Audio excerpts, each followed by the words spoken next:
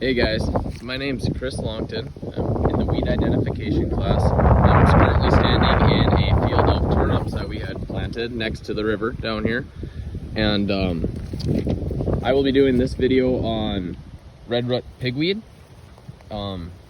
Sadly, these exact plants down here, there's a lot of them down here, have died, but I do have pictures of them from about a month ago still alive. So sadly, it's a little harder to look at some of these characteristics of this plant, but I'll still try my best to explain them. And the reason I still want to do this, not find a plant that is currently still alive, is because I like how this plant is commonly confused with water hemp and Palmer amaranth, because they are very similar looking weeds. So I would still like to try my best to show how this plant is different than the rest. So let's get started with this. So the hardest one to pick out now, because this plant is dead, is that this plant does have hairs, little fine hairs, unlike water hemp. So we can try to look here. There still are some left on the stem of this plant.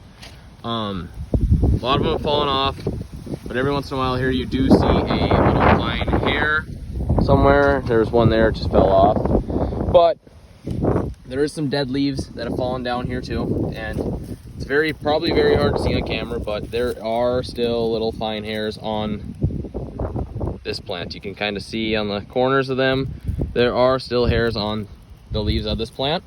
Second characteristic I'd like to go over is this plant is enclosed in spiny bracts.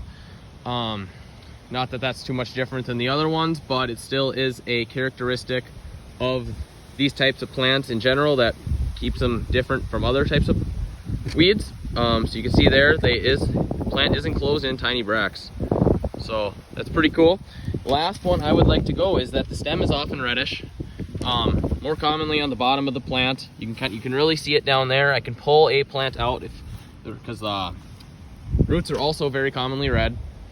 The stem has lost a lot of reddish because it is very much dying, because this plant is an annual plant in the pigweed family. So I could try pull this plant out. See, yeah, and plant's dead, so the roots are pretty hard, but you can still see how some of the reddish pigment is still left there. And with that, I hope that helped. See, got some over here, and it's all over the place. I really do hope this video helped see some of the differences in this plant. Thank you.